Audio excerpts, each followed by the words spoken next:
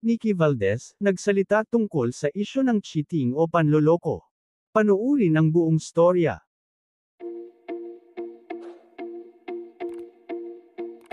Non-negotiable para sa kapamilya actress na si Nikki Valdez, ang isyu ng cheating o panloloko ng isang tao sa kanyang karelasyon. Na-experience na raw kasi ni Nikki ang maloko ng dati niyang partner, kaya hindi na niya ito hahayaan pang mangyari sa kanya, ngayong napakarami na niyang natutunan sa buhay. Tinanong si Nikki sa nakaraang episode ng Fast Talk with Boy Abunda ng, How Do You Unbreak a Heart? Tugon ng aktres at celebrity mommy, I don't think you can ever unbreak a heart. It's like ka-level po kasi yan ng once you lose that trust of a person, di ba? And I always tell my daughter this, siguraduhin mo na tama yung sasabihin mo, tama yung mga gagawin mo, tama yung mga choices mo in life. Kasi once you break someone's heart, once you lie or nasabi mo na, nagawa mo na, hindi mo naman kayang ibalik yun, lahad pa ni Nikki na napapanood gabi-gabi sa kapuso drama series na, Unbreak My Heart.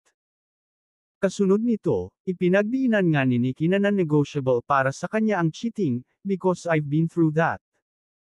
So it's something na sobrang sakit na sometimes, kahit masaya ka na, you are at the happiest point of your life, pagka may trigger, mababalik ka eh. Naiisip mo talaga na masakit.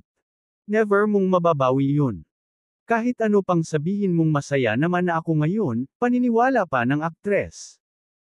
Sa kabila ng pagkabigo sa pag-ibig, binigyan pa rin si Nikki ng taong mamahalin siya ng totoo at buong buo.